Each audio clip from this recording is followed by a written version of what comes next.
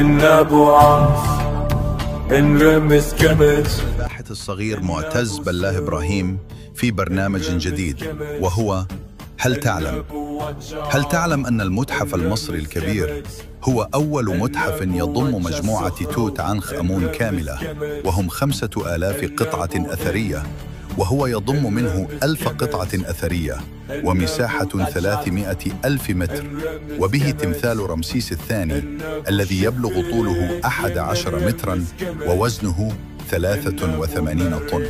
كان معكم الباحث الصغير. إن أبو نخت إن رمز كمت. إن أبو رخت إن رمز كمت.